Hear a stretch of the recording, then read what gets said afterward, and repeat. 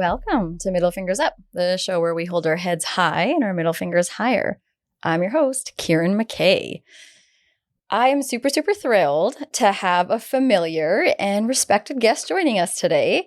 We're sitting down with a remarkable individual whose insights have resonated deeply with our audience before. Registered clinical social worker Angela Hick. She is here to share her wisdom on the topic of back to school. Angela has been a strong supporter of the MFU podcast, and we are so truly honored to have her back for the third time.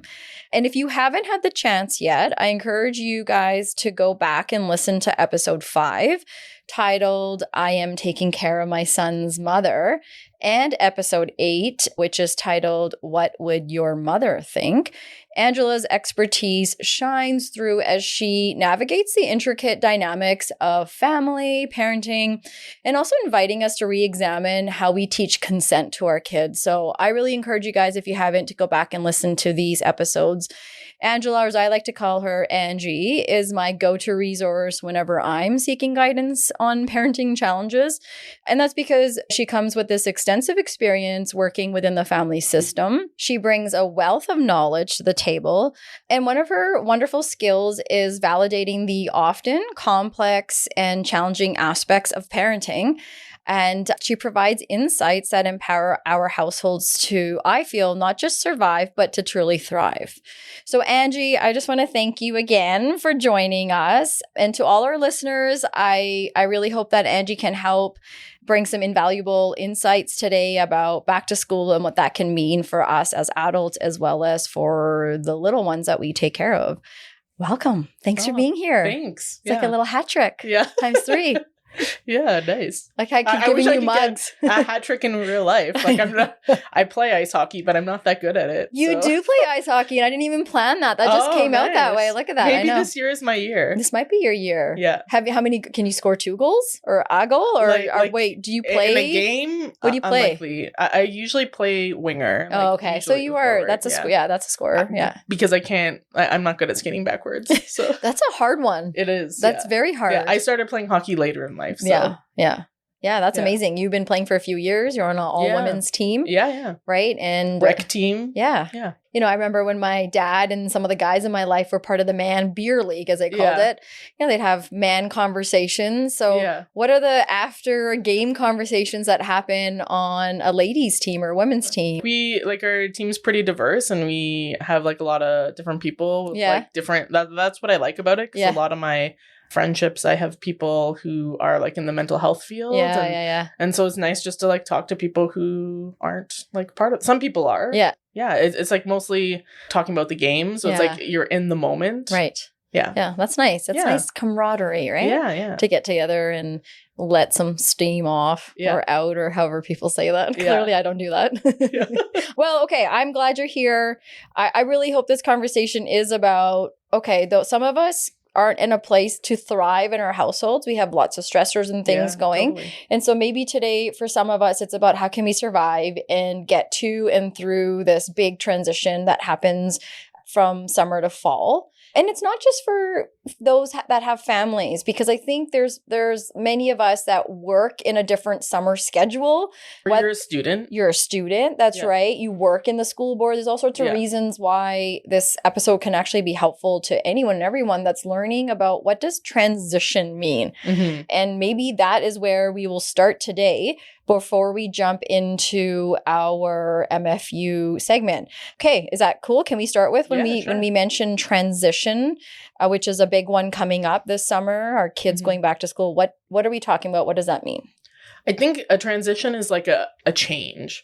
So there can be like a big transition, like going back to school, or even I think when you're moving from one activity to another. Yeah. And usually to have that go successfully, you want to like give reminders, time to think. So like turning off the TV is like a pretty obvious transition. Yeah. But sometimes parents, I know like my parents definitely, it was like, oh, it's time for the TV to go off. And they just turn it off. And then so that's a simple transition. But I think back to school is pretty significant because you're completely changing how your day is structured and the activities you're engaged in. And that can be a little bit jarring for anybody. Yes, I know. That's why I asked you to be here because that's where I'm at. Okay, so I'm really, really excited today to pick your brain about tips and strategies that can support many of us, as we talked about with transition. You did a nice job explaining it's a change. And part of what I want to do is talk about back to school. Back to school is a term thrown out all over North America. We start seeing commercials at our favorite affordable clothing and big stores. And you start seeing these commercials that are back to school. And the other day, I have not seen this yet because we don't have cable, but my kids were watching something. I think we were at a hotel and they're like, have you seen that back to school commercial? I don't know for what it's for, but it's almost made to be like a zombie apocalypse. Like you can't talk about it. And people are hiding behind trees and it's a scary thing. And I thought that is so friggin' cool because when I grew up, it was about butterflies and excitement and people dancing. And there was that one, is the most wonderful time. Totally. Yeah. And the parents putting these school supplies in.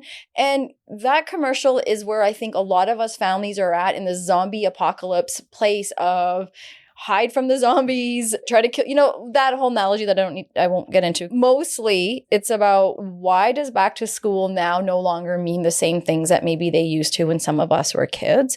So I'm very excited that you're here to talk about these things and help us maybe navigate through some of these hurdles coming up. But before we do that, can we talk about the MFU segment? Sure. Yeah. About what my middle finger is up to? Yeah. What are you going to throw your middle fingers up to today? I'm unfortunately going to have to say my toddler has been telling me off and I didn't really know. Yes. And so he has been telling me off. I've learned that he's using Mandarin words.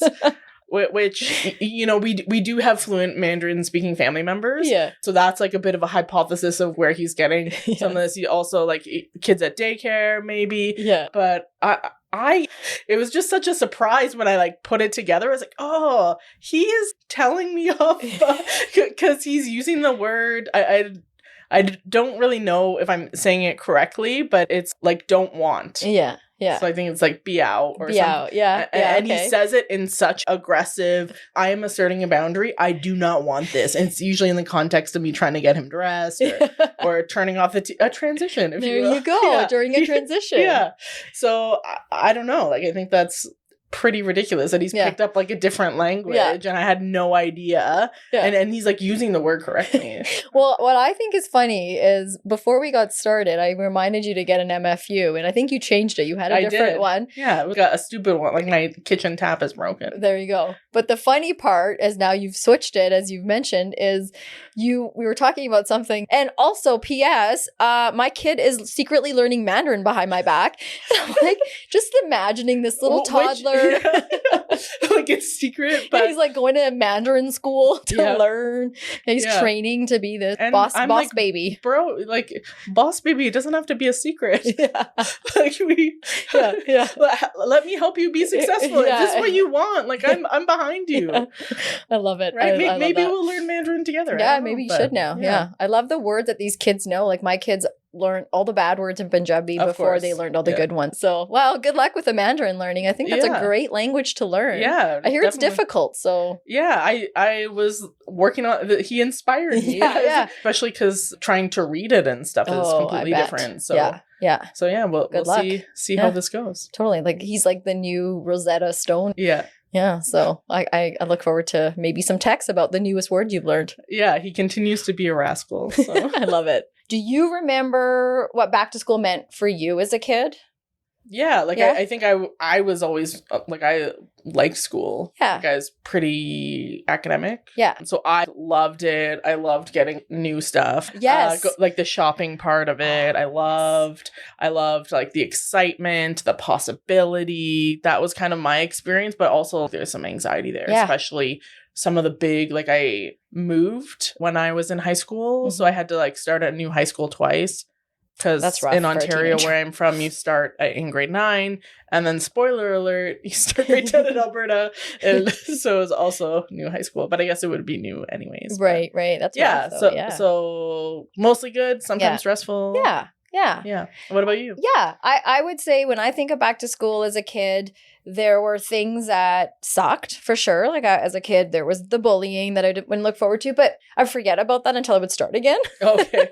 So you had like a break? Yeah, totally. Had a break. Yeah. But also I liked school because it also helped me get away from my home too as a kid, right? Yeah. But like you, stationery, I love stationery. Stationery is my language. And so going to Walmart and the new school supplies that you would get, and that was a big thing to be able to go and your 2-3 outfits that you would learn how to rewear, and then like that, just like fresh start, always okay, I can try again. And somewhere along the line, my middle fingers up is going to the fact that when we talk about back to school, for me as a young girl and now a mom, it means this one thing, but that's not necessarily what it means for my kids. Right. So my middle fingers goes up to, as a parent, when you get stuck with what your experience of something was, and you don't realize you're projecting that onto your kids because it was exciting.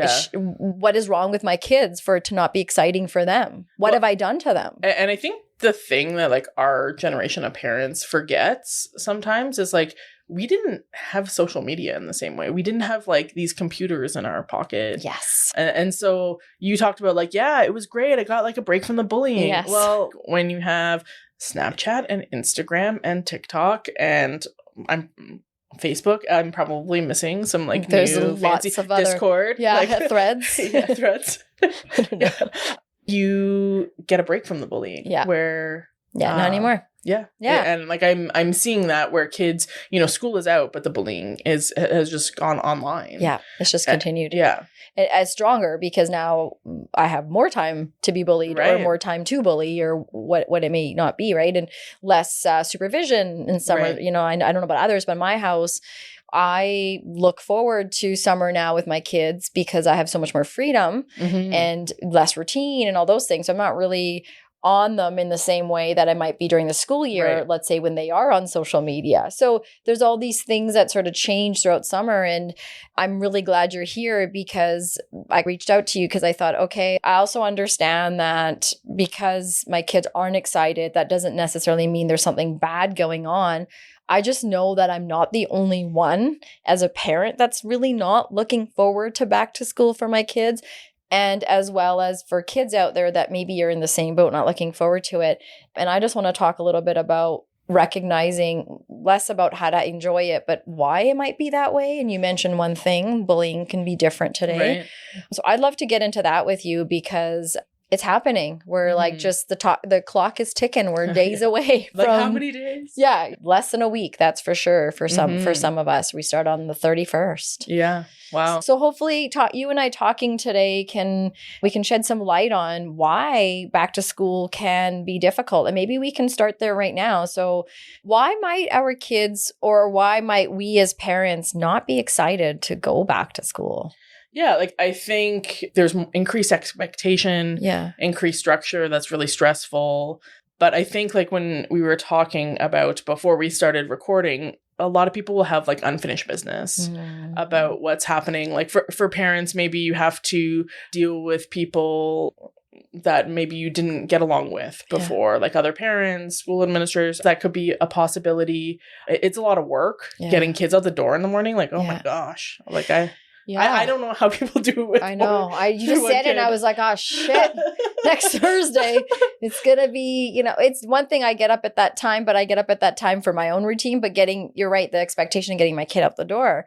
But the other thing that you just said was it's a lot. And the beginning of the school year, there's a lot of forms, a lot of paper as well. Yeah. I'm like, forms to fill out, emails. So you have to be a case manager, I feel. Right. Okay. Yeah. On top of now my kids are both in the same school because they're both in middle school. But at one point we had 2 different schools. Oh, geez. So newsletters and dates and popcorn day and all that. It's a lot to organize. It is a lot to organize. Totally. Right. And so now you're getting me. I didn't either, man. I'm glad we're having this conversation because I need to prepare. I was like, oh, I should take some notes when my life is at that point. Yeah, exactly. Well, those are valid things that you're saying about why we may not be as excited. You also mentioned after the pandemic, there's been more curiosity and more needed attention with our mental health. Mm-hmm. And so let's break that apart a little bit. What do you think we are still maybe experiencing that we don't recognize post-pandemic when it comes to going back to school? I've just been thinking about anxiety and the role anxiety has with people isolating, and what happens with anxiety. It's really rewarding to isolate, or if you're worried about going to school and you can like successfully avoid that, that's like reinforcing, because then the anxiety decreases perhaps, and then your world gets smaller and smaller and smaller. And so part of it is, and it's like uncomfortable to live that way. And as a parent, that sucks to try to get your kid out back living. And then you also have pressure from, because school's not going to be okay with all of this missed attendance. They keep track of that kind of thing. Well, typically. And parents that are working, the pressure too of, you don't go to school, then what does that mean for me? Because who's going to watch over you? For some parents, school is daycare. Yeah, of course. Right? As well. I got to work, my kids for 6 hours a day have somewhere to be.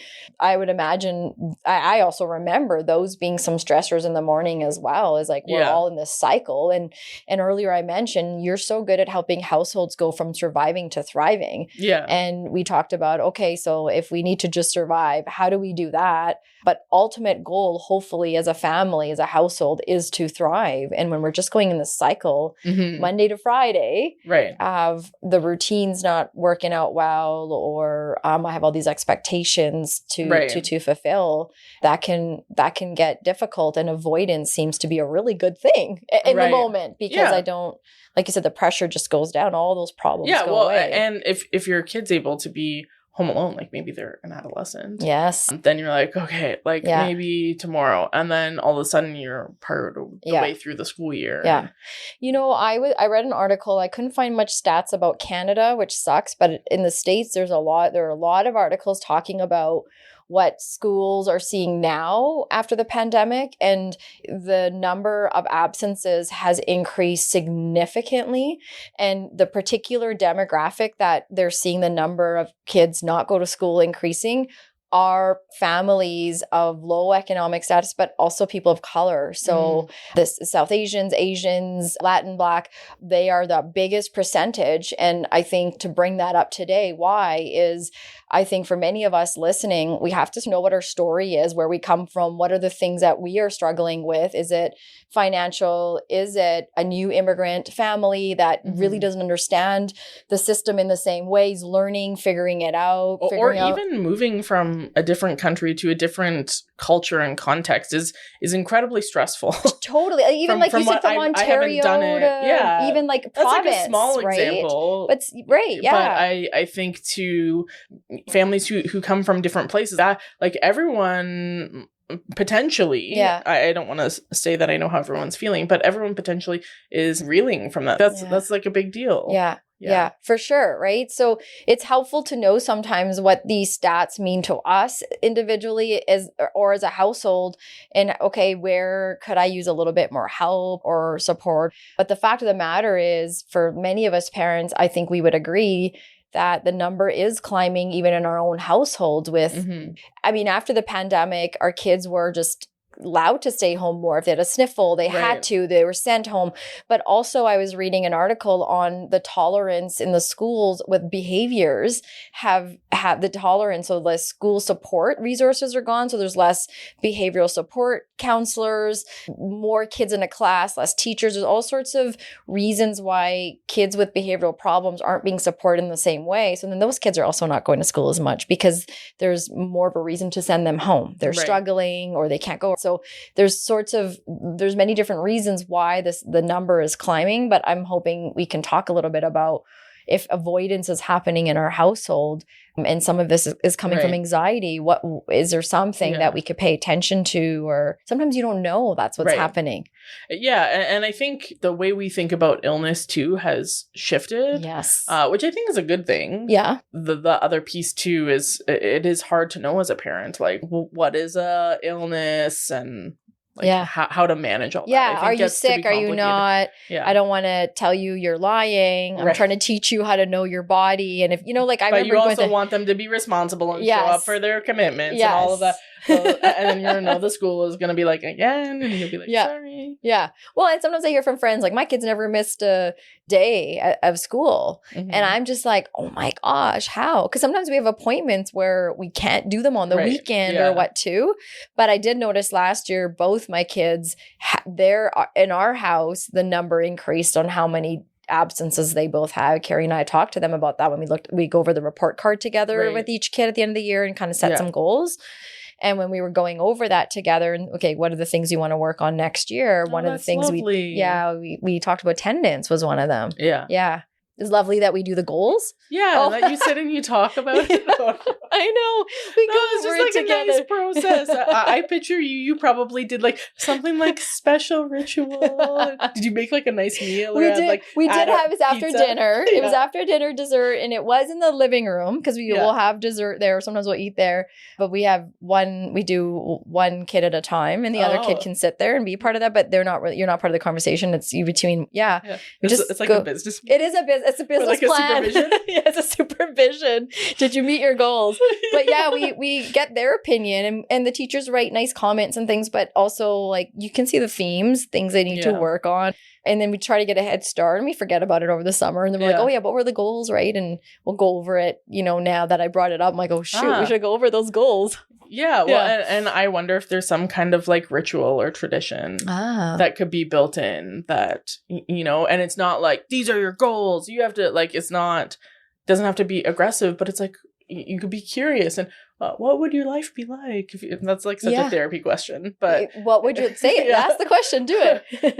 like what would it mean for you, or how would this impact your life if you were able to achieve the goals? Or like who could help you with that? What do you need from us as parents? Like that could just be a really nice process and I think too that's like building capacity and teaching your kid how to set goals, keep track of things, self-improvement. Totally. And just like that self-responsibility we talk about now as adults, some of us are figuring out how to go back and fix that, and it's lovely when we can catch it with them at a young age. Is that's what they need, is putting some of that pressure on themselves and being responsible for themselves. At the end of the day, I made the choice to not go to school, therefore I missed that assignment. Right. Not, well, I got sick or whatever the other reasons that, like you said, sometimes we avoid the reality of why we actually didn't go. And for some kids who have chronic health issues, the goal maybe shouldn't be academic. Yeah. Maybe it should be health, or kids who have significant mental health concerns. Yeah. Maybe the goal is about mental health and wellness. Yeah. Because I think although academics are important, if you're not around, some kids are struggling with suicide, that kind of thing. Yeah. Or if you're neglecting your health, and maybe that needs to be a priority for you. Yeah. Then like, does the school matter?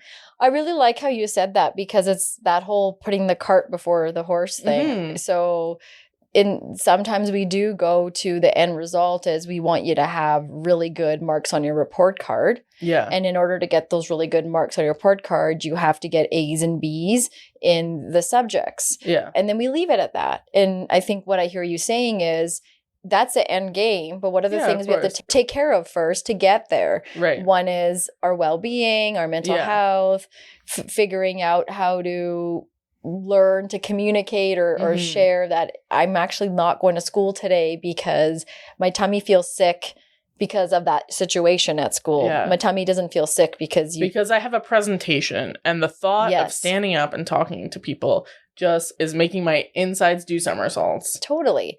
Right. So that would be a whole different conversation, the opportunity you would have as a parent. Yeah. Exactly. I like that. And maybe we can work backwards to get to this, like, how do I start asking those questions? So some of it for me would be, I have to sort of look at, when do my kids do well and when don't they? So I have to also be observant and pay attention to the signs maybe that are showing my kids are doing well in school. And then what are some things I can look for or maybe try to get ahead of if my kids aren't doing well at school, or maybe don't know how to tell me and I don't know how to ask them if everything's okay? What would I notice? What would I look for? I think like any kind of behavioral change, teachers probably have some good ideas. Having some kind of practice where you're checking in with them. I think a lot of parents will say like, I asked my kid how their day was. And it's like, how was your day? Good. It's Fine. Like silence. Yeah. And you're like, and so asking, I think there's like this common practice. A lot of mental health professionals or programs that are like mental health based will have something that's called the rose and the thorn, or the peak and the pit, or the happy and crappy. So that's like a way to kind of like balance it. And it's not just how was it good? It's like, what was the highlight of your day? What was the low point? Yeah. And that'll give you like some information. But then the other piece too is like you're in a relationship with your kids. Yeah. Maybe part of that is you could role model in a way that's appropriate. My happy was when I saw you walk through the door. Aww. And I was just, my heart was so happy because I missed you. Yeah. And if that's not your vibe, and that would sound like super fake, like yeah. like what happened? Yeah. Yeah. But the low point was maybe when I had to send you off to school, and I realized how much you're growing up, and of course we want you to do that, but it's just hard for mom sometimes, right? Something like that. Yeah. And having that as like a regular practice around your dinner table, I think will give you like a wealth of information. Yeah. And help kids develop vulnerability. Yeah. To say like, hey, I am being bullied relentlessly. Yeah. Because I think a lot of times when things are happening for kids is the parents had no idea, like these big, heavy things, like stuff that, you know, if your kid is being bullied relentlessly and it's getting to a place where you have the option of pursuing criminal charges, say, that's something that a lot of parents are like, I had no idea. I wish I had known sooner. Totally. But the kids, it's like this weird miscommunication because they're like, oh, well, I didn't want to be a burden. I didn't want to bother you. Yeah.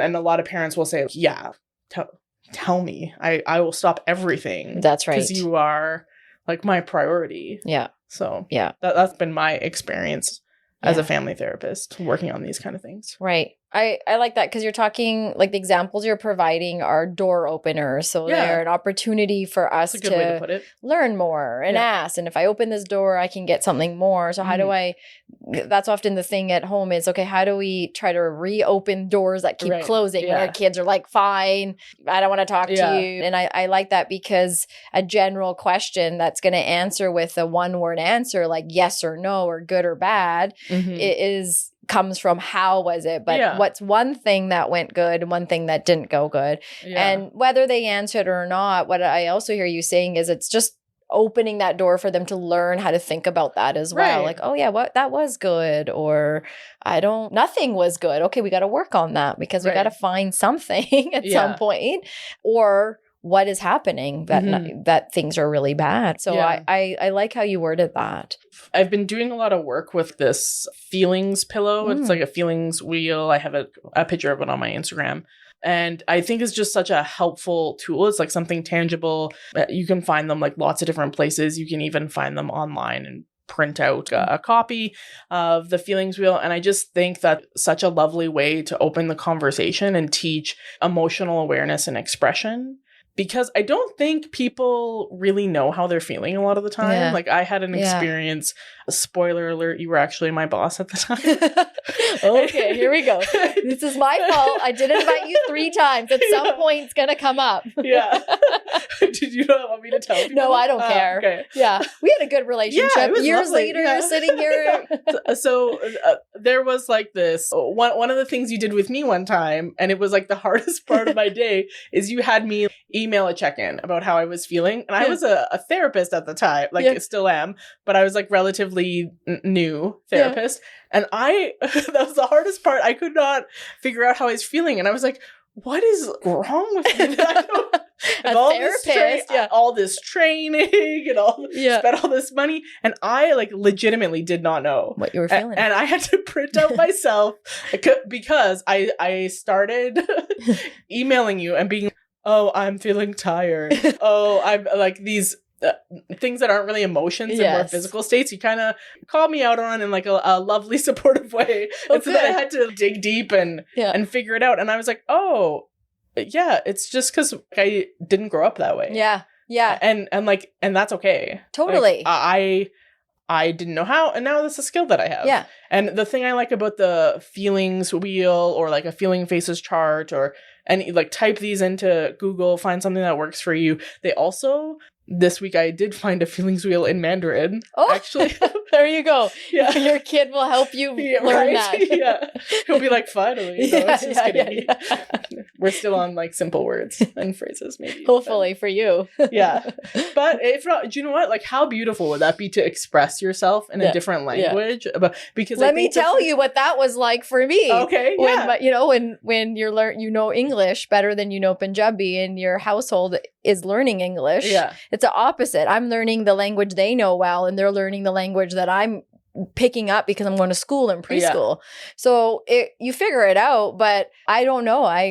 How many immigrant parents would say it was cool watching their kid learning? I think some would say they were proud, and then some maybe would say their own language was taken away. So I think it's cool. Fair. That's why I'm just like bugging you about that, because you're like, how nice is it? And I'm like, let me tell you. I don't know. Yeah. But it is great to see when my younger one is he's learning a lot in my language. Really? Yeah. That's so cool. Yeah, he's got a great, they have good accents. Like they know how to pick up that accent at a young age, right? Whether they're learning. I think they say before age 12. There's some kind of like neurological. You see it. I'm not up on the research on that, but I remember reading about that. That makes sense, because my dad came here when he was about 13, 14, and so he went to school here, graduated here, and he still has a lot of tones of how he speaks English. Yeah.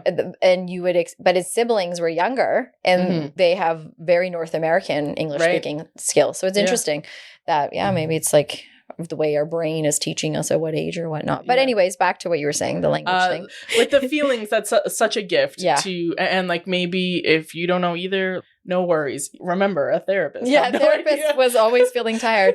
Okay, but I have to say, I'm so glad you brought this up, because I was having a heart-to-heart with a friend the other day who was going through a bit of a hard time. Oh, yeah. And this friend and I had this conversation, and I just asked them whatever question I asked. And they also said, in this last year, they have started journaling. Yeah. And they have started to reflect more. Something happened and caused them to pay attention to their, a lot of self-awareness, I guess, is what's happening and growing. But this friend would say the same, is that when they started therapy, they did not know anything other than sad. Yeah. Or exactly. Sad or happy, they said. Sad and happy was their feelings wheel. And as a adult who was raising kid, had to start to fill in between what comes in between sad and happy. What are all the things? Or two at the same time. Yeah. Yeah. I'm sure for you or for me, watching your child grow up, you are like so happy and so proud, but there's a part of you that's like, oh, my baby. Yeah. Yeah, totally. Yeah. Absolutely. And that's like two emotions at the same time. That's complicated. Yeah. And it's important to honor both. Yes. Yeah. That's a good point too, that you could feel. I mean, the anger is a great example of that, right? There's always something behind that anger. We don't even call it a feeling. We call it a mask. So that's an example. But I want to go back to that feelings thing. I think good for you as a therapist to say, I didn't know what I was feeling, and that's my job. Because when it comes down to us as humans, we have different things we feel in our head, all the reasons we want to say why we only have the 2-3 words that help us identify how we feel. And I'm glad you brought it up, because so many of us are in that place, but we don't want to go there. We don't want to say that. And the more we talk about mental health and the more we're crushing the stigma, I think we're also bringing this fear, because people like technology and AI, they have to catch up. And now people have to catch up about, what does mental health mean? And what do these feelings and words mean? Or when your kids come to you and they tell you they feel a feeling that you've never heard before. Yeah. You're like, oh, that's good to know. That's what that is. Betrayal. Okay. Yeah. And then you can be like, oh, I remember that time that happened to me. Right. Yeah. So you're making sense of that. So I just wanted to highlight that, because I think if we as adults don't know how to do something, like you said, it's a skill, you learned it and you're good at it now. And now guess what? You get to teach that to your child because you went ahead and figured out why and how to help yourself acknowledge more words on that chart than we would know. Well, and there's some that will, like, I have 2 different pillows. Yeah.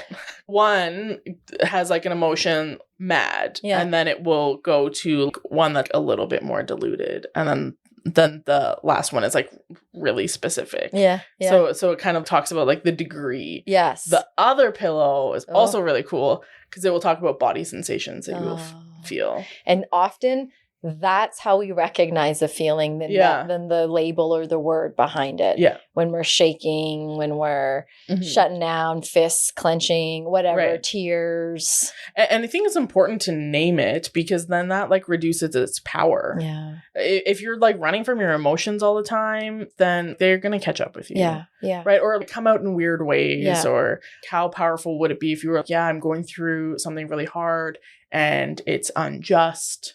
I'm angry, and you talk about it that way, then like blowing up in a way that's going to be embarrassing or destructive or whatever. That's right. Yeah. Yeah. Yeah. Okay. So we're talking about anxiety. We're talking about the reasons why anxiety is one of the reasons we may be struggling to go back to school. You covered some of the reasons that anxiety comes, and some of that is maybe bad experiences such as bullying, peer pressure. There's also that piece about learning disabilities. Sometimes for kids and parents, it's not knowing why your kid's not doing well in school. And there's 2 things. Sometimes you have identified the learning disability or the disability, you know what it is. Let's say you have a diagnosis and you're working around it, but that can still be tough to go back and address. Right. And then there's I don't even realize that I could be suffering or you don't know something. What it means. Totally. Like ADHD is such a good one, right? That comes up. Broad. Exactly.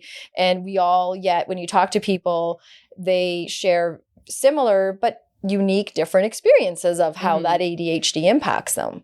So I'd like to talk a little bit more about other reasons why going back to school might be difficult that fall under that anxiety category if we can. Yeah. And I think your biggest tool there is curiosity. That's really hard to do as a parent. And I think sometimes our kids are pretty tuned in to like how we're feeling. Yes. And so if you're like, oh no, what am I going to uncover? Or they know that this is maybe something that could be sensitive to you. Maybe they don't want to talk about it. Yeah. And I've been reflecting on this quite a bit because here in town, the Calgary Family Therapy Center had their 50th anniversary conference. It was like a huge deal. There were a lot of people in the international family therapy community. I was like so pumped, kind of trying not to be a fangirl.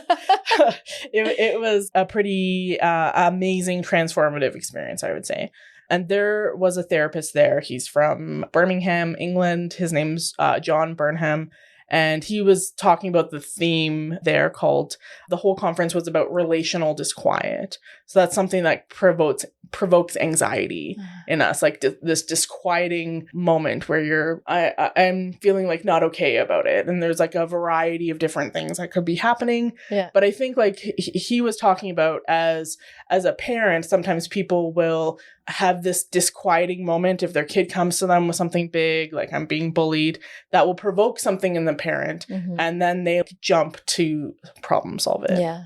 What can we do to make sure that you're not going to feel this way like anymore? Right. Not in like an invalidating way, maybe. Because you care, you're worried for your kid. You don't want to see your kids suffer. All these reasons why you jump to fix it. Yeah. Yeah. And also it like sucks as a parent to see your kid hurting. Totally. Yeah. So that's something that he talked about. And I was like, oh, there's so many cool things I could do with that idea. Yeah. Just thought that it was something that we can pay attention to, that disquieting moment as a parent when you're just like, oh no, so that it doesn't overtake you and coach you into doing something that's like not really helpful in the end game. Because I think kids want to be heard and supported. And I think for moms especially who are in relationships, they'll talk about, I just want my partner to listen. I don't want them to jump in and solve. But I also think sometimes people jump in and solve. Moms, moms do it your too. Face right now, I wish they could see it. You're like, oh no, that's me. Because I'm like, yep. How many times are we like, I wish I was heard more? And often when people are coming to you though, and just being in defensive mode, there's that urge to just, the way it's being brought to your attention is like you automatically assume that you do have to fix it. Right. It's because I will read it that way too, as well, I got to do it, or if I don't do it, who will? That kind of mentality. I'd like to hear more from you about what it is that, how we can interrupt that, I guess. Well, I think the first thing is like noticing the disquiet you're experiencing. Your heart's in the right place. When you're doing that, you want to like alleviate distress. And I think shifting the way you think about it is you can do that. And one way to do that is problem solving, for sure. Yeah.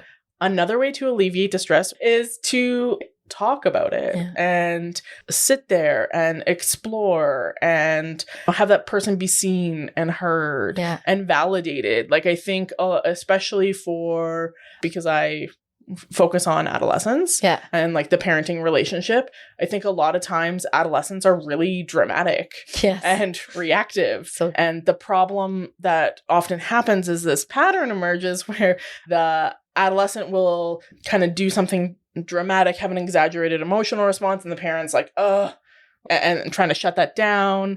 And then that kid is feeling invalidated. So then next time they get louder and louder and louder. And so a good way to do it is to validate the emotion. You don't have to validate the behavior. Yeah. If your kid is maybe talking back, hopefully they're not coming up with creative languages to talk back to you. Maybe that's more of a personal problem I have. But if your kid is talking back to you, thinking about to validate the emotion. So I can appreciate that you're really angry right now or you're upset. Like for sure. I see that and like I respect that. It's not okay to be mean. Yeah, exactly. That hurts mom's heart when you're being mean to me. Right. So that's a way that you can say this behavior is not acceptable, but also say like, it's okay to have these emotions. So I think doing that. What I hear you saying, and you and I have talked about this, and I love it, is the difference between validating, which is acknowledging that you're hurting or something's going on. That's what validation is. I'm sorry this is going on. I see you're upset. But sometimes we get mixed up with validating means agreeing. And what I'm hearing you saying is we never have to agree with the behavior. No, and sometimes you shouldn't. Yeah. It is violence, a zero tolerance kind of behavior, you know, that, you speaking to your parent, whoever, or doesn't fit with your family's values or your faith or whatever. Exactly. Right. So you're right. But because I'm going to validate my kid is talking this way for a reason. And like you said, depending on how intense it is, that what I just got from you is that's a good sign of how long this might be going on, because you said sometimes we miss it. Right. And then next time it's louder. Yeah. Or it's harsher, or it's more. So if we're or it starts to get like a bit dangerous. Ooh, yes, because adolescence that's and kind of that like brain, where I live is in the danger zone. You work with those brains, those impulsive brains that don't know yet how to plan and do all that. So we get to see a lot of that. You get to work with those parents that are like, "Why is my kid doing this?" Yeah. So I like how you say that, is because sometimes we do. When you and I used to work together, sometimes we would hear from parents, and I've also experienced this in my house where I'm like, I've never seen that before. Why did it get that loud, or why did it get that intense? Or you're like, for that? Yeah. Like, yeah. And I would say, okay, if something's really surprising you as a parent, maybe challenge yourself to be curious about what's happening, because maybe they're blowing up on the safe thing. Yeah. Yeah. And there's something bigger behind it. And that's why I like the happies and crappies, rose and thorn conversations, to kind of build that into how your house and your relationships function. Yeah, I like that. And I think the other part to that too is maybe we've missed the last 10 times too. And it's just gotten more and more intense because the kid is saying, you're not getting it. Like, I don't love going back to school. So this is why you're getting my room being torn apart, or whatever it is that the child is doing or showing us. And you mentioned the word curiosity a couple of times. And I think sometimes that word doesn't exist in the parents' vocabulary because our job is to protect, keep our kids safe. And we only have so much time in a day. Right. We only have so much time in a day to be, well, what does that mean to you? Sometimes I need you to get your shit done and we got to get on with it. Yeah. And I think those are the times that I notice were probably where I wish I didn't have shit to get to, I could have stopped and been at my kids' level and done the thing. But time is a factor for a lot of families, and that's how a lot of things get missed for households. Yeah. Can we talk a little bit about if I miss something or when that happens, what we can do? I think give yourself grace, because every parent misses things. They do. And the important thing is that you're trying. And I think the other piece with that is to go back to it.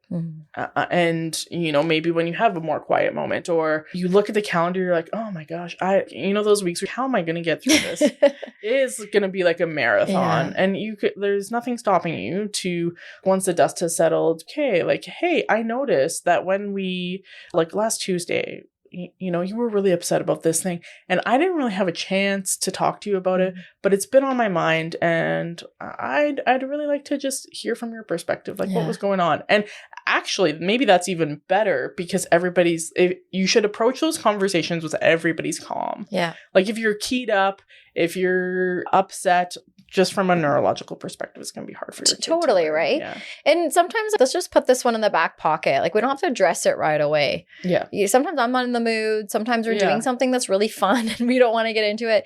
And sometimes people just don't have the energy, or I know our one of our kids is just not going to be receptive. So we're like, is this emergency? Is this safety that we have to right now talk about the bad thing? Or can this wait? Some parents feel like they have to. Some do. And I've been there too. And I've learned where we've come to is this, we don't have to do everything right away, because I've learned how it's been with me and how I've parented that, to be honest, it's taking the long road. Yeah. I call it the long game. Yeah. Right? You got 18 years. Yeah. Yeah. Sometimes even longer. Yeah. So, and thinking about themes. Yeah. Hey, I noticed when we've had dinner the last month, there's been a lot of times that you've gotten really upset. Can you help me understand like what's happening? And it's not from like a judgment place, or it's just I notice this about you, I care about you, and I'm with you. Let's figure this out together. And your emotions are valid. Maybe your kid is grappling with an ethical issue with meat or something that the rest of your family is like, no. We eat it. But that's just it, because I always love having you on, because you are exactly that teacher of survive to thrive. Like you help put meaning behind what's happening in a way that helps normalize it. These kids are learning, is what you're saying. And they're learning and doing things for the very first time. Yeah. And we've done these things multiple times. Yeah. We've figured out if we want to eat meat or not. We've gone back and forth. We've done our thing. Yeah. They're just learning, and it's a new thing. And it's developmentally appropriate to explore your identity. Exactly. Right. And that's like religion. And nowadays there's a lot more vocabulary and exploring for kids about even their own gender in a way that maybe many of us didn't feel comfortable at our time. Right. So these kids, every generation has this new set of tools that they arrive with. Yeah. And I think as parents, it's helpful for us to also be curious with, what does that mean for me? Because my kids are going to say things and do things and want things that aren't going to align with me. Or like, for example, at the very beginning where I said, I knew what back to school meant for me. Right. I remember last October, we took our kids to Disneyland, and my sister and I was just home recently. We were talking about it. We're like, what Disneyland meant to my sister, brother, and I, because all three of us went together with the kids. It was not at all what our kids took, because they're not growing up in that era. They didn't grow up with those kind of Disney movies with the the VHS cassette tapes, and they're growing up in a bit of a different world. So what we were hoping they would get from Disney, and the hype that came with releasing. I went to Disney right after Lion King was released, and it was like lit. I bet it was lit, man. But today, if my kids went there, they'd be like, "What is right?" So these things change, over time. So I always go back to, I'm like, Disneyland, right? What my experience of that one thing is not going to be my kids. So I like how you're reminding us that we have to sort of meet our kid where they're at, because they're figuring out what this means to them. And right now, back to school in my house means it's not exciting. And I got to stay there with them instead of like relational, just quiet. So that would mean, if I were to understand this, that would mean that because I want to be excited about back to school. I'm trying to fix it for my kids and say, but look at these new shoes you got, or let's get excited. Yeah. Let's find a way to be, you're fine. We're okay. Let me do this thing for you to make it happier. Is that what I'm trying to? Yeah, I think the disquiet would be when you realize, oh, I am having that's the disquiet part. It's like something that kind of like jars you. Yeah. Like I think you've talked a lot on this podcast about disquieting moments around racism. Yeah. And that is something that slows you down. Or like parents talk about disquieting moments when they've just realized that their child's been thinking about suicide. Like that kind of that moment that's like oh my gosh. Yeah. Okay.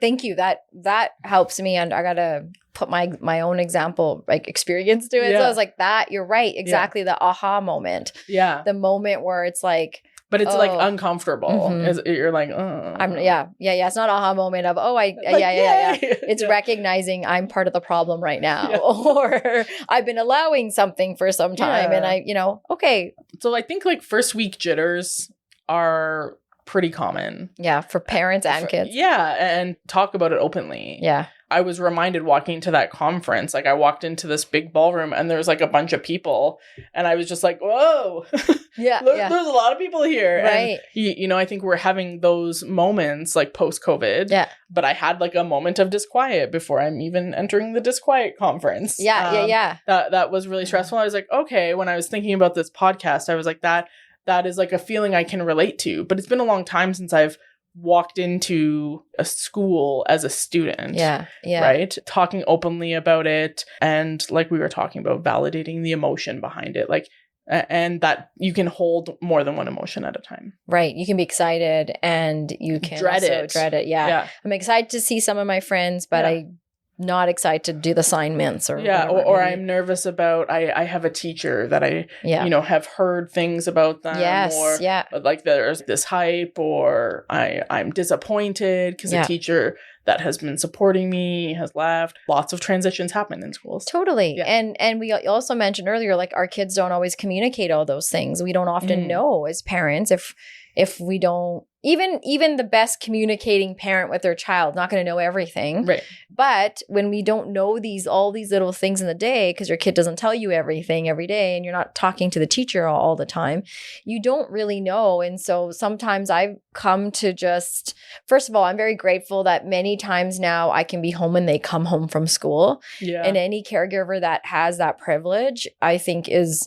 I just feel very honored that I'm in a place where I can do that, because sometimes I can catch something from the way they walk in the door. Yes. Reading the vibe. Right. Totally. Yeah. And then for those parents that have different hours of working, and by the time they come home, their kid's kind of already gone through the day in their head, that by the time they see you and you're like, how was your day? They're like, fine, because I've already dealt with a thing. So sometimes for that parent's also hard to chip away at, well, what was fine? How was it fine? I'd say, oh, cool. Like, that's great. What were you proud of today? Again, like I spent a really long time trying to develop these questions. Yeah. And maybe like write some of them down. You'll start to practice. But like, what a question of what were you proud of today?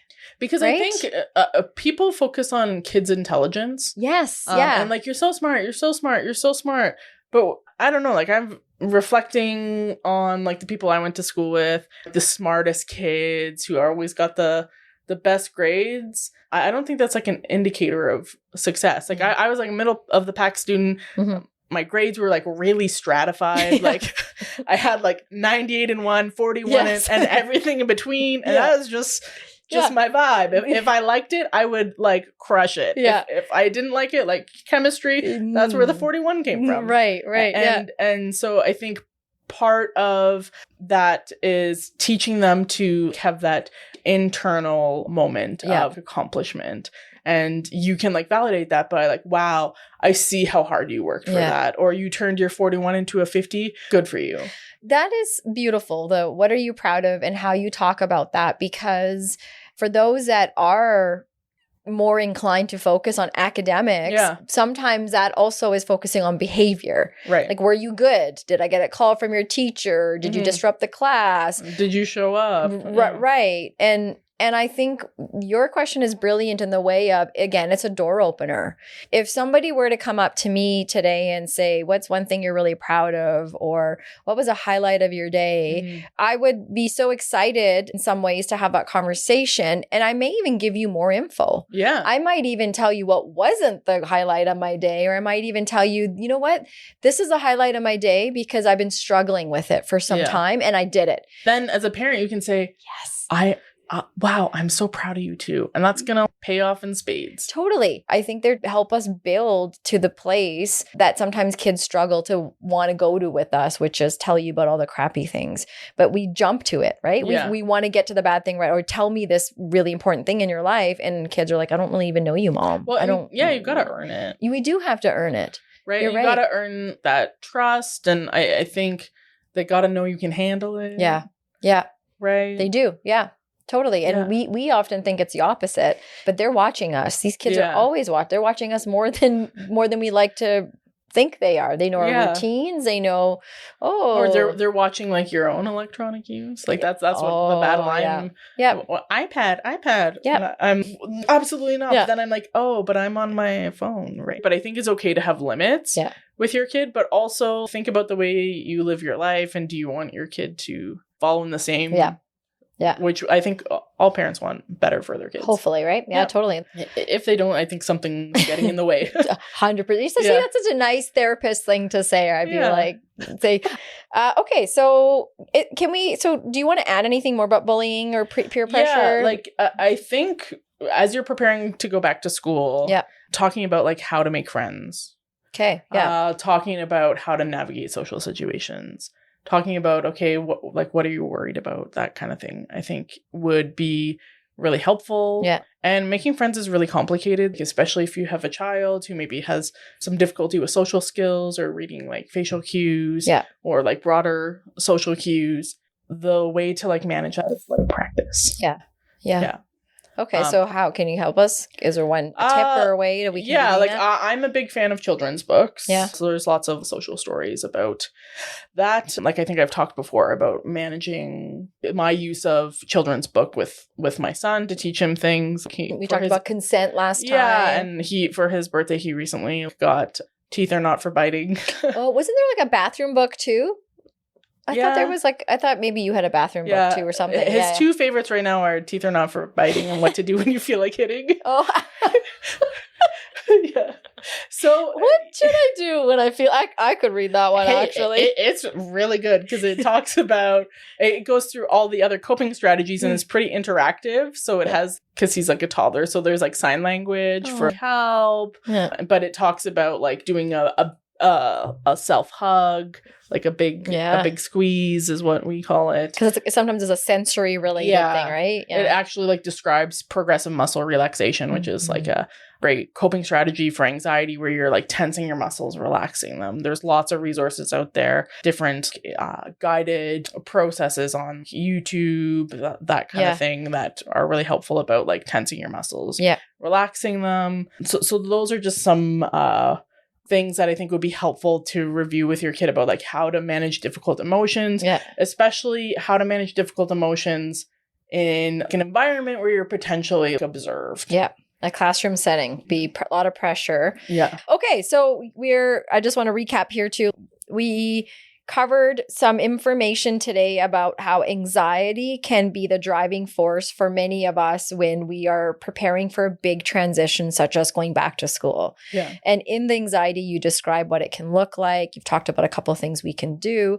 And the biggest strategy you've talked about is learning how to talk to each other. Yeah. What are some ways that we can open a door and ask curious questions? Yeah. You talked about recognizing sometimes in ourselves as parents, say it again, relational disquiet and how we sometimes recognize, I'm contributing to something that maybe isn't being helpful as an adult. And I got to check myself so I can help my kid.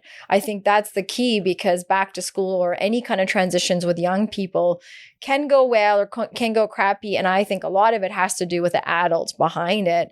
Ultimately, we're the responsible ones. I got a 12-year-old and an almost 10-year-old, and they're responsible for certain things. But ultimately, as they're a caregiver, as they're under the age of 18, I am responsible in helping them get to school. And the hope, if we talk about from wanting to survive in a house full to thrive, is we do it in a way where people are motivated, people feel like they're doing well, people feel like they can get up and have a good day. And if they have a bad day, they know where they can go and talk about it. It's like home is a safe place. Right. And I think it's also important that you build on success. Because and that's like a mindset shift. If you're always or often using, problem focused language, I always think you find more problems. Yeah. But if you build on successes, like what were you proud of? Yeah. And then that becomes bigger and bigger. I think that's something that's really helpful. I agree. And one example I think of is, as parents, sometimes Carrie and I can be a little hard on our oldest. I'm also the oldest. And so some of that comes, comes just naturally. And when we were on family vacation, a lot of our family members got to hang out with our 12-year-old. He's growing. He's not a little kid, a baby in the way that they knew him.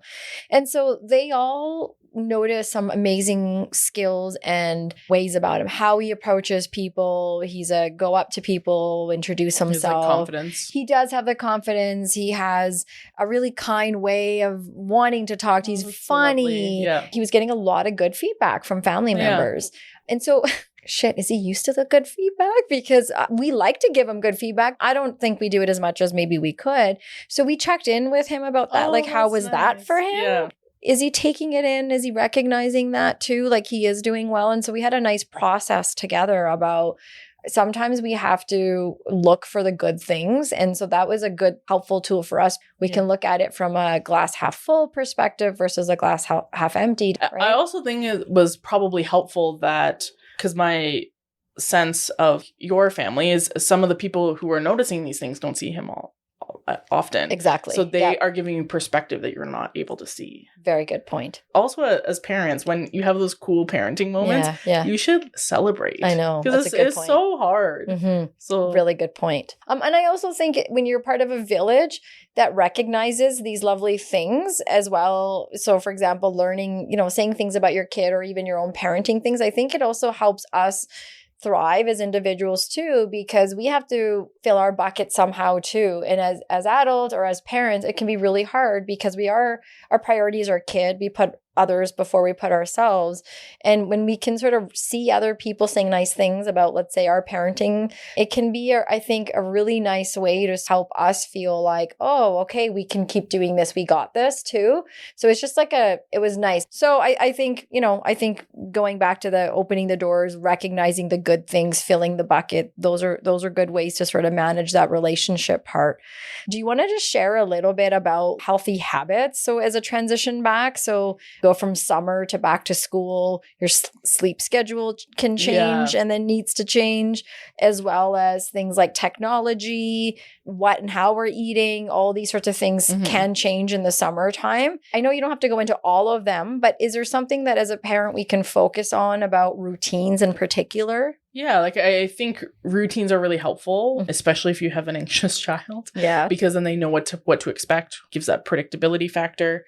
Helping your kid know the why behind it. Yeah. So I would maybe approach it. Yeah, I can appreciate that we've had like a lot of fun this summer. And that's been wonderful. And it's been less expectation for sure. Also important for you to get your brain ready to learn. And to get your brain ready to learn, there's like a couple of things we got to do differently.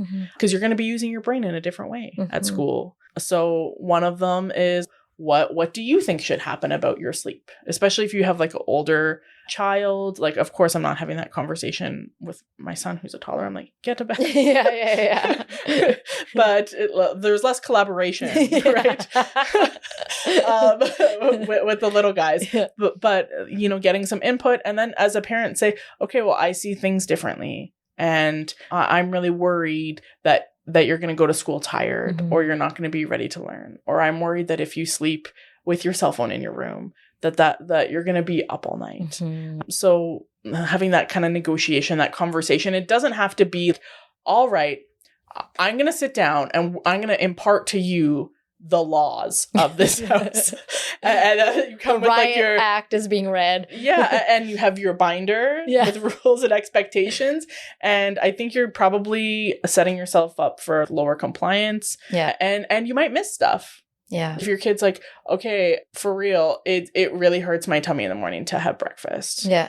And being curious about like, okay, what is it? Is it nervousness? And that can give you, maybe it opens the possibility of accommodating in a different way. Yeah. And then you're also building capacity for that kid to critically think, okay, my stomach hurts in the morning, so I got to make sure that I have like a snack that I can eat. Yeah. Or we got to talk to the teachers, or like whatever it may be. Yeah. Yeah. You're building capacity so that you have, like, once you launch your kid into the world, that they can kind of do that for themselves. Totally. Yeah.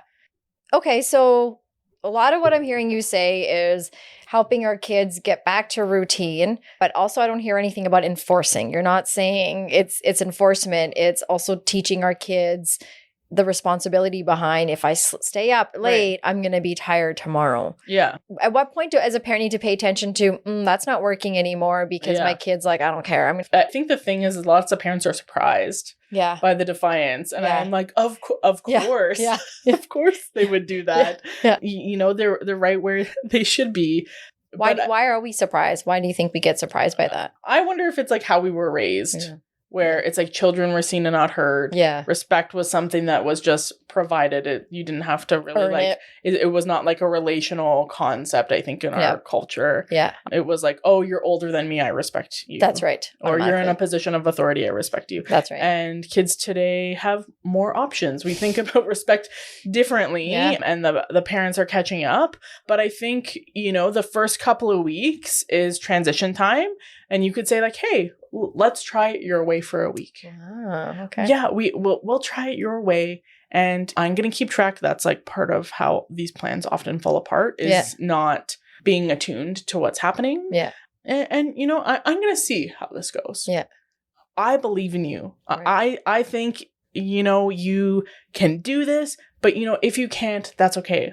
Mom's going to help you. And I know you're not going to like it, and we'll figure that out. Yeah. And then like at some point, yes, taking the phone out of the room at night. Yeah. Like if your kid, some kids are able to manage it. Right. But cell phone use is like the number one conversation I have in family therapy settings with children and adolescents. I agree with you. Like coming at it in a way where your child feels like they have a say, because they're the ones that are actually part of the solution. Right. Like we're presenting it and now they have to go do it. And do you want compliance? Or do you want to like teach your kid a skill? Exactly. And I think this is something that we don't think about enough. It's just we jump to the end result, and the process is really important. Yes. Yeah. And that's what you've been talking a lot about today. Yeah. Is back to school isn't just boom, we get there and these are the things we're going to do. We're going to, here's our goals. We're going to do really well at math and blah, blah. Yeah. Back to school or back to, you know, going through any transition is a lot of conversation and a lot of open-ended conversation. Yeah. And the people that are part of that change have to be the ones that have to be part of the solution. And so the way that you're talking today is really resonating in the ways of, we don't have to exactly go for the compliance or black and white. I'm the mom, you're the kid, and you got to do it this way. And often, I know when I've operated that way, it's because I'm also anxious because I feel the pressure that my kid's got to get to school, or I got an email from the school and now he fell asleep in class. Oh, how did you know? That is exactly the case. Exactly. So you want to look good. Sometimes that comes out. And to be honest, like looking good as a parent, you forget that there's ways to actually feel good and do the good, but you want to look good. So you feel bad when you get a phone call from school, and it's realizing that's not helping. Actually, looking good is great, but it's not working. Yeah. How can I pay attention to my kids' sleep habits and whatever that reason was that they called us, right? But at the end of the day, like, of course you're going to step in as a parent. Yeah. So it's like a blend of firmness and kindness and warmth, I think is like a good combo. It's like a coach. Yeah. And tuned to their emotions. Yeah. And say, I get it. You're really upset that we had to take the phone out of your room at night. Yeah. For sure. Pick an emotion from the feelings pillow. From the feelings pillow. Yeah. Or if I was in that situation, I might feel like disappointed in myself or like angry towards my mom or whatever. Like what are you feeling right now? and they'll say, oh, I feel this, or I feel betrayed. Like, they're an adolescent, and you'll be like, okay. Yeah, for sure. That's right. You know, you get to feel that way. Absolutely. Yeah.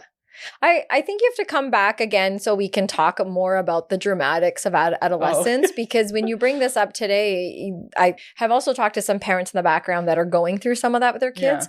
And the way that you remind us to be curious and just, again, I'm a teacher. If I'm a teacher, I can remember that I go about it in a different way. Yeah. So sometimes I'm like, here, we're not parents right now, we're teachers. And then we're like, right. So we got to be like, we'll get to it. We'll taking again the nice scenic route to the, solution, then do it this way. The way that you're talking is like bringing up the fact that we have to come back again and talk a little bit about how to get through those adolescent years, because as the dramatics, the brain developing, all of that are things that I'm like, oh my God, I want to ask you so many more things. But since the last time you were on, I've matured a lot and got more organized. So I'm not going to get distracted by it. Oh, good. I'm going to remember to bring you back for episode for the fourth.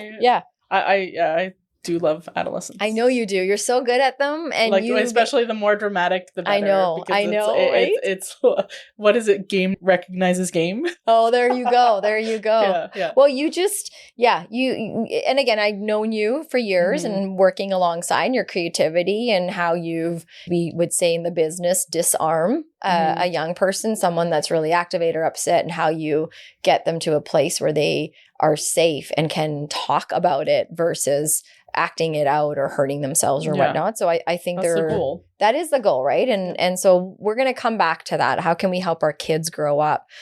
Let's go back to this for a second. So we talked about anxiety. We talked about some healthy habits and some ways that we can have these conversations.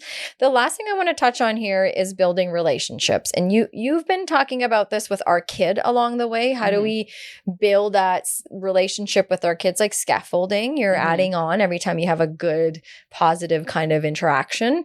But what about building those relationships with the school? So are there things that parents, we can pay attention to that help us, be connected to our school staff, but also help our kids understand who their safe person at school is if they are experiencing that level of anxiety, or maybe a way to feel invited to want to go back to school as well. Yeah. Are there some things we can do? Yeah, like I think getting to know the teachers and administration at the school is important. Of course, schools are massive, so I don't think it's realistic to have a relationship where they're, oh, hey, Angie.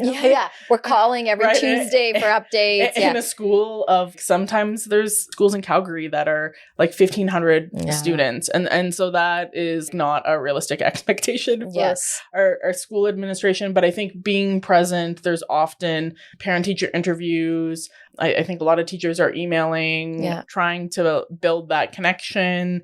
That's something that I think is pretty important, so that they see you as like an attuned, involved parent. They also will give you insight in what's happening in the classroom that you maybe wouldn't know about otherwise. Totally. Yeah. I think that's a good reminder about, you're right. Like, my child is one of many. And so when I don't get the phone calls or I don't get a follow-up call back, sometimes that's not a bad thing, that my kid's not on your mind all the time. Sometimes no news is good news. Right. But what have you done to like build relationship with like the school team? That's a good question. I think, one thing I've done is I can't handle being on the parent association or whatever, but I am friends with a parent that is. Work smarter. So if there's things I need to know, she's my go-to for info, and she's fantastic and she's so quick. And her son is very good at it too. So he's friends with Xander, so they'll talk about it.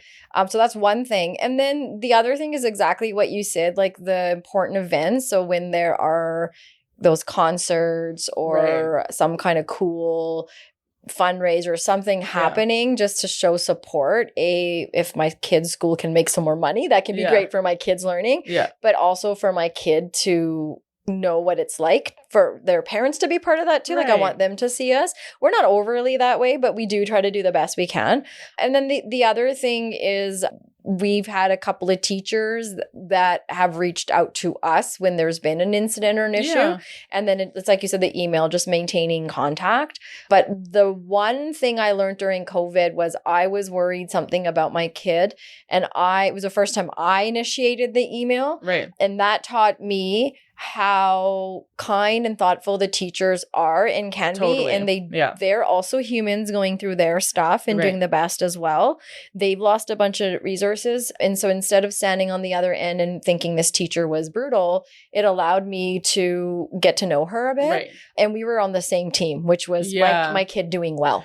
And I think it's your baby. Yeah. So it's easy to come from it from like a place of protection. But if you can use your feelings pillow and figure out what's happening, approach it in like a calm way. Yeah. Because, you could be moaned there later.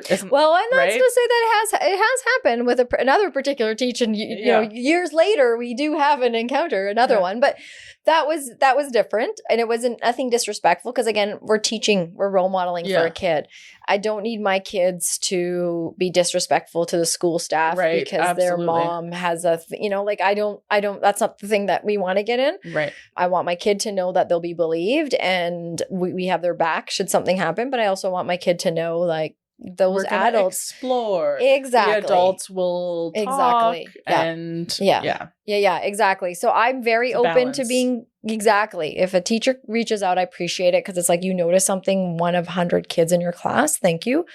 We'll work on it. Yeah, I think it's just there's been a different vibe with some of the school staff and administrators post-COVID. Like our kids are struggling, and I think our staff also are in a weird zone and now. And how could they not be? 100%. Right? Exactly. Like, some of them have kids in different schools too. And, there's all sorts of reasons why would they not be, there's like you said. There's like a shortage of teachers from what I've heard. Yeah. There's the people that had a lot of pressure, the medical staff and the educators, anyone that was listed as a essential worker during COVID, you hear a lot from them, present party included, that are doing a bit of a different twist to the work or doing something different or stepped out. Or you have to pay attention to things in a different way. Exactly. Yes. That's maybe more present party included. Exactly. Yeah. But so you're right. Like, how can that not be? But I think maintaining that, like you said, that connection is important so our kids can feel like there are safe people. There are people that can talk, they can go and talk to, as well as trying to maybe get ahead. If your kid's going to have a tummy ache, it can be helpful, I think, to email the teacher so the teacher knows what to expect before your kid gets there. And I had a wonderful teacher, my younger son last year. We were having avoidance issues, sleep issues. And so I would just send her a heads up, like, okay, so it's Monday and it's going to be rough. Here's why. And she was so receptive on her end. And then she knew that we were on top of it. Right. Yeah. You know what I mean? Like, yes, he's showing that it's tired, on your mind as well. That's right. Yeah. And you're doing your best. Yeah. And I think she was great. She sent an email saying, I just wanted to tell you some great things that are going on. And if there are teachers listening, I just want to say, I love those of you that have done that when you're a parent and you're getting emails or your kid is a problem or you think you're the problem. There's nothing better than getting an email saying, I also saw this wonderful thing happen. That goes so far and motivates you to want to do so much more with your kid. And I appreciate those teachers that have done that for us. They were the reason why I think we were, as parents, able to keep trying different ways to help our kid not be tired. Yeah. Because you're like, this teacher believes in us. Yeah. Keep going. Yeah. Right. Well, and teachers are so incredible and they have so many hours in the day with the kids. So they are, in a way, functioning as like a secondary parent. Yeah, totally. 100%. Exactly. Yeah. We can't get mad when they educator, referee. Yeah. Mom. Yeah. Putting a Band-Aid Nurse, on you. Yeah. Artist. Yeah. They're everything. Yeah. Coach. I was going to say, I was like, gym teacher. Yeah. So kudos to those teachers too that are working their way, going to school early during the summer here to get ready to transition back. They're also going through their own transition. That's right. Too. Yeah. And I think the thing that's really cool about back to school transition in particular is it is a predictable transition. We often have unpredictable transitions, like maybe a divorce or fires, natural disasters, pandemic. That kind of thing was not really predictable in the same way. Yeah. But back to school, it's like the same thing happens every year. And so you can plan for this in a different way. Yeah. If you have the opportunity and maybe you're able to have like some lighter work weeks, maybe that's something you want to do to like weather that storm, to help support the transition and working on it like a little bit every day. Then eventually, hopefully like things will normalize. Totally. And they'll be back into the routine. Yeah. I was always lucky when I worked that I was able to take the first day of school off so I could focus on getting them out the door. Lovely. I didn't know that you did that. Yeah. And then be around. So just in case. Yeah. That was when they were, especially when they were little, I always appreciated that because then I didn't have to worry about multiple. I could just focus on getting them out the door and all that. Well, and a lovely tradition, That's right? Yeah. Because I think like a lot of people do like the picture, which is like a lovely memory. Yeah. And maybe making like a special breakfast and having something that they can count on that's like some kind of attachment kind of activity, something so that they know that they're loved. And that's just it's really on cool. all of our mind that this is happening, you know? So, okay. So I'm going to now just ask you if there's something that you want to add. I think we covered a lot of ground here. Yeah. Right. Yeah. We did. So you don't feel there's anything that maybe I should have asked or that you wish we had brought up that we didn't cover, like in terms of anything else that people could pay attention to?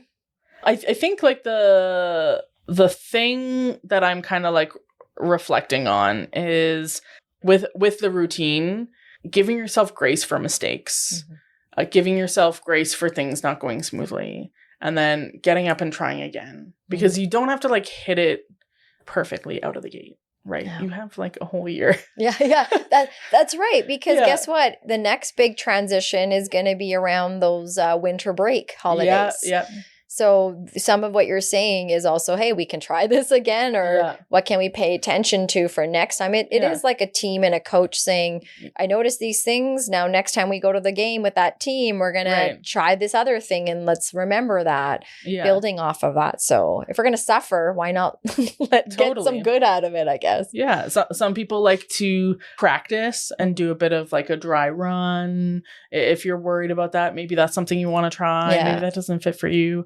I think the most important thing is to like building connection time, because we can get so busy and so scheduled. There's like a lot of sports happening right now. And so building in that time to check in, the happies, crappies, peak pit, that kind of connection is going to be a way for you to like get the information you need and also connect with your kid, because also it's important to like try to enjoy it. Yeah, as much as we can. I think that's a good point, because I also think that contributes to their mental health in such a positive light as well. If we can try to have some kind of enjoyment, and I think that can mean in so many different things for all of us. Yeah, and never to assume that households aren't trying that. Of course, it is easy for us to get focused on the schedule. Like for sometimes I used to be like, it's 7:30, it's bedtime, and I would get so anxious about getting kids to bed and the pressure that they got to get to bed that I would ruin it for them, and my kids' anxiety and their stress level would be so high, and then they can't settle. And you're like, why is this happening? They're not going to sleep. But you use the word attuned a few times today, and we've talked about that word in your previous episode, so we don't need to get into it. People can go back and listen to it, look it up as well. Attuned is a really, really good strategy for an adult who is raising a young person, even someone that's just, you're living in a same space, you're working in a same space, being attuned to where you're at and where the other person or people are at can be so helpful in managing safety, in knowing how to respond or being there for someone. And I think if you're starting out with attunement, it's not really coming naturally, or like you didn't have experiences of people attuning to you growing up, doing it in like an environment that's pretty quiet. So if you're in like a big group of people, big family gathering, you're trying to attune to your kid, that's going to be difficult. But bedtime, things are slowed down, maybe have like enjoy a tea to like a decaf tea together, or like some kind of ritual that your kid can depend on will allow you to practice. And then you'll develop this sense, especially, I know I'm pushing the pillow hard. I don't like sell it or anything. Pillows by Angela Hick. Yeah. But there is, I think the important piece with the pillow is your kid could say, I felt distressed. And then you would learn, okay, when my kid's feeling distressed, like this is the vibe, or this is their facial expression, or this is how they talk. This is what's on their mind. And then you can file that away and you'll build that capacity of being connected to them. And it's so interesting, the skills that we start off with newborns or little ones, even with pets when they're just puppies and kittens or whatever they are, just that exactly what you said, their sounds, you're learning about when they go to the bathroom, when they cry, when they need to change, when they need to feed, all these kinds of things. And that's being attuned. That's learning the pattern of my kid. Usually, the witching hours, we used to call it, 7:00, my kid's always crying. Yeah. Those are the things that I think came to many of us naturally. And somewhere along the line, our kids start talking back to us and they start having their own opinions. Yeah. They start learning new languages. Right. Without creative ways. Right. And so you feel less and less in charge. Yeah. And then sometimes want to be more and more in control. Yeah.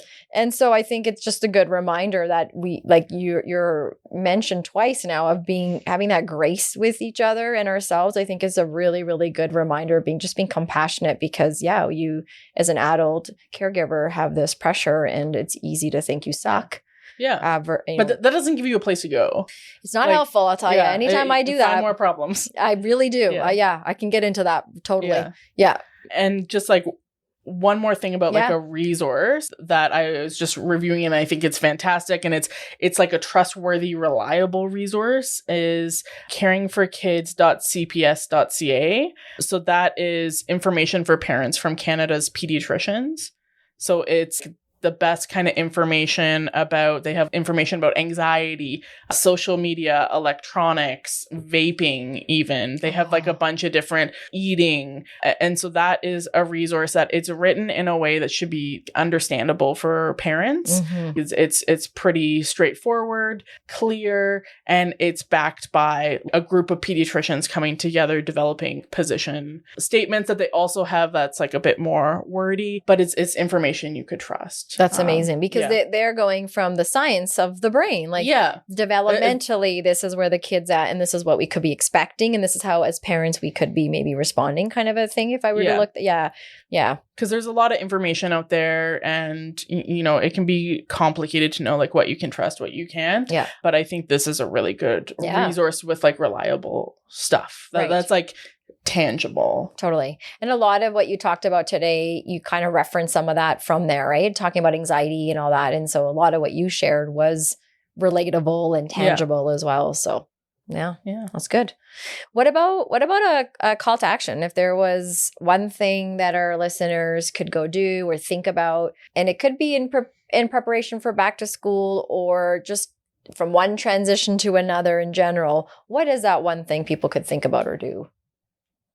I am like a big fan, and maybe it's because I like to eat, but family dinner. Oh, yeah. Family dinner with no screens. That's like something tangible, and like no shade to you if that's something that's like a struggle for your family, but I think that's a way to connect. And I was like reflecting on this week just with some of the families I work with. That's like human thing that like extends all cultures. Like my culture that I'm from, food is a big part. Can you confirm? I can confirm. Yeah. So I think sharing food together as a family with limited distractions, I think like the older generation really had it right with that. Yeah, nice to give them a little bit of props. Throwback. We're always blaming the older generation, right? Yeah. And it's nice to say, there was some nice rituals and routines that we were taught as well. Yeah. And that's one, eating together. It's a nice way to ground ourselves. Yeah. Mm-hmm. Especially on that first day. Yeah. Yeah. Yeah. Maybe make like your kid's favorite, whatever. Right. I'm big into like family recipes. So yeah, something like that special. Right.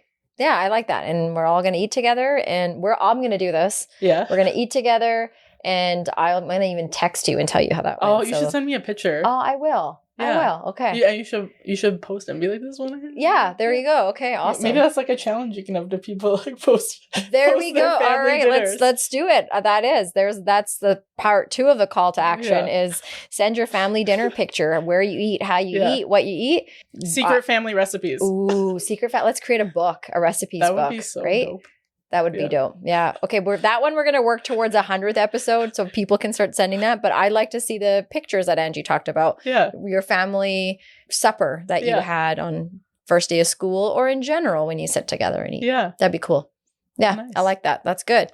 Okay, drop your plug. So we mentioned a few times when therapists like yourself come on that people can go on Psychology Today. Yeah. They could type your name in there. Provider, me included. Yeah. I also have my own website, walnutgrovecounseling.ca. Yep. I'm on Instagram, very creative name, at Angela Hick. So creative, yeah. Yeah. So I'm pretty easy to find. Yeah. And you post a lot of fun things. I love your sense of humor when it comes to mental health and therapy. There's obviously the serious side, but it's nice to relate with someone that has your background. And I'm like, oh, I'm glad you feel that way too. Yeah. It's nice to hear it that way. Yeah. So of course, keep sharing those things. I think they're very helpful. Thank you. Yeah. Thanks for having me on again. Okay. Well, if there's anything else you want to add, otherwise we got your plug. We'll post that. Thank you very much for coming on and helping me talk about back to school. Yeah. Good luck, everybody. Yeah. Good luck to us. All right. My thoughts are with you. You got this. Thank you. Yeah.